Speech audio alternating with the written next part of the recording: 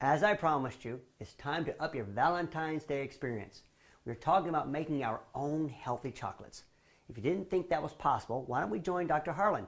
He promises they'll be healthy and delicious. And it looks like he's ready to go, so follow me to the kitchen.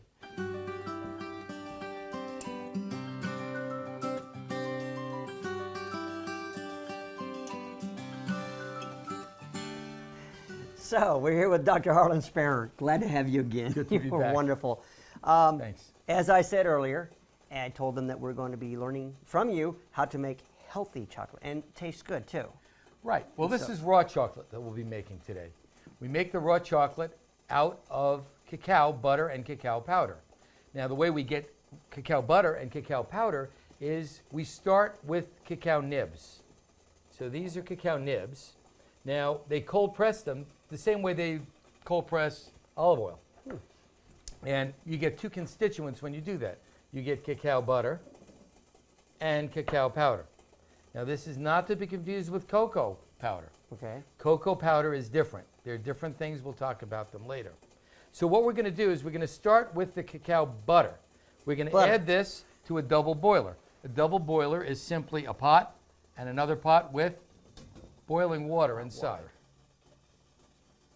So we're going to add this to the top pot, and these babies are going to melt. This is like, it's like butter, but it's just from the beans. Just like Barbara Streisand, it's like butter.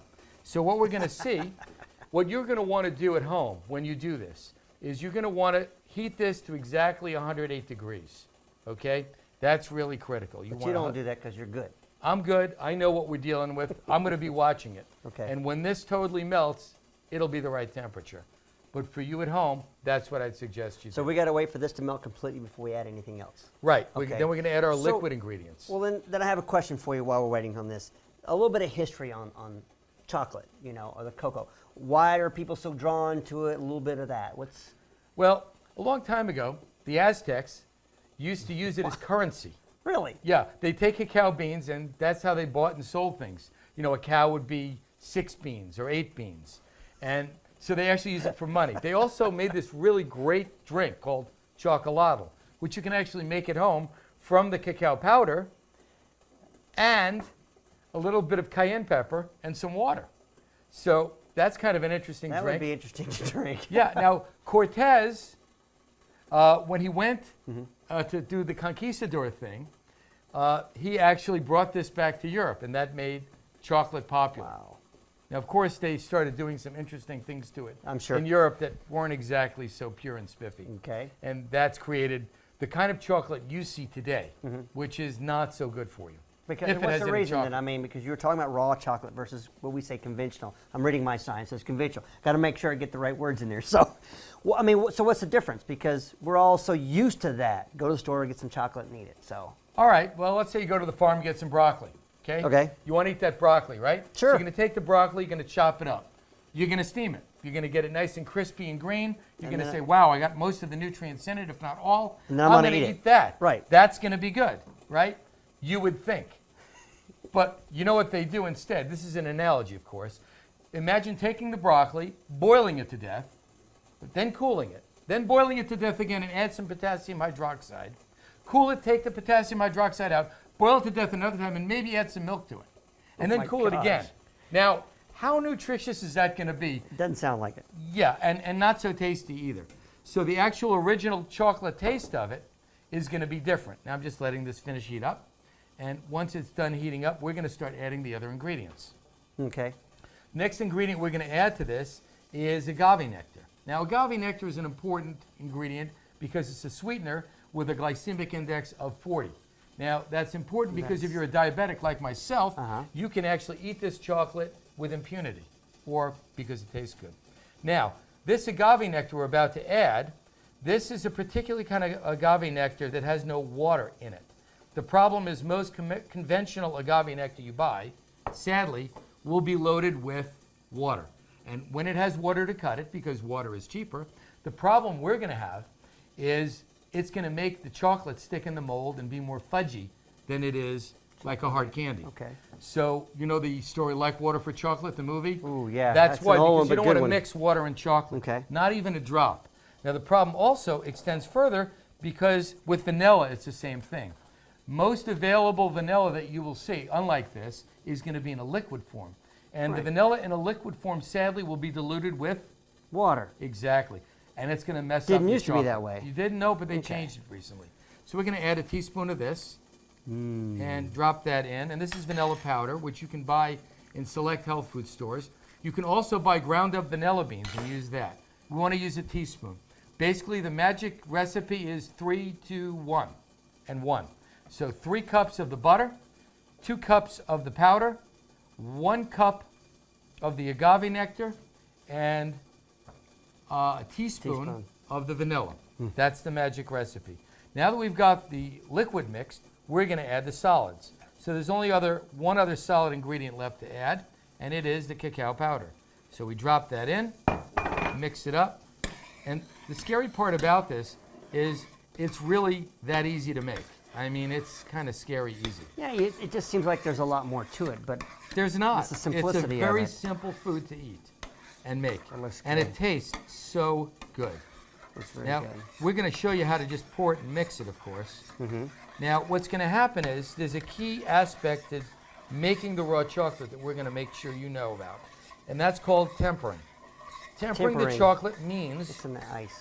we cool it, exactly. So if you look at this, it's nice and mixed and looks delish. And you know, you could actually just lick the spoon, it's that good. And you can just lick the spoon. You want me to lick the spoon, huh? Yes. Or, yeah, that's it. Now drop this if you would in our ice water bath. That is pure. And It's got a that's pure going to harden taste back to up it. again. So we're going to leave this in here because the chocolate's got to get completely solid all the way through. And so we'll come back after it's solid and do the rest. Okay? Be right back. Okay, so it looks solid now. And see that? That's what we want it, completely solid. So that's done. And you said we're going to, it's called tempering it? Tempering, Tempering correct. it. Okay, so we're going to temper it now. And what we want is it basically getting a liquid again. Exactly. We're going to go from solid to liquid. Okay. And it's going to take a few minutes to do. All right, so And I'm going to stir it as we go. all right, so we'll be back with that too. It's going to take a few minutes. We'll be right back though. Okay. So we're just about done melting this now. I'm just going to stir on the last bits of this, then we're going to pour it out. As you can see, the pieces, after a few minutes, God, it smells good. have heated up. Now, again, I want to remind everybody that you want to make sure not to make this too hot.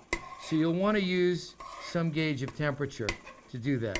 Thermometers are handy, and you want something that's going to measure about 108. I'm going to take this out now and let it heat up the rest of the way on its own. So we're done with this? We're done with that, yeah, because Okay. we don't want to overheat the chocolate. I think that's in the bad category. That's in the bad And category. we're just going to get the last bits of this dissolved, and I think we're good now. Okay. So now the next thing we're going to do is we're going to pour the chocolate. And of course, this spoon is quite lickable. Yes, always. And we've got a cool ladle here. That's good. And what we're going to do, of course, with That's this, you cute. could actually pour right off. I like your little ladle. This has a cool feature, this particular double boiler. That is nice. And you can actually pour right in. So a few chunks is okay? Yeah, because it's going to reharden anyway. Okay. But the more conventional way of doing it, I'll demonstrate too, Nice. which is to simply take this and get this. so With you your can see little it. ladle. And you can just pour with the little cool ladle and go like that. And that's also spiffy. And that's how we do it. That's how we do it. And so you can have different types of molds, of course. Oh, there are many kinds of molds. And when we show the finished product in a moment, you'll Okay. see all the cool different kind of molds you can use. And any candy place will sell these molds. You can get them Nice. out of silicone, like this one is, which cleans really easily. You can get them out of plastic, or if you're really serious, you can get out of polyvinyl carbonate, which is actually, it makes a great mold. Yeah. You can clean it very easily, and they're pretty indestructible. So while you're pouring that, as he said, Dr. Harlan said we have some samples here. And here we go. Look at this. These are tasty. Would you have one of these? Oh, okay. I'm going to make you eat chocolate against Okay, your fine. will. All right. Oh my gosh, good. Got to make this at home. Ladies, happy Valentine's Day. Happy Valentine's Day. Thank you. Enjoy your chocolate. Thank you. Thank you. You're Dr. welcome. Harlan. This is incredible. I love it. I'm going to go bite. Okay.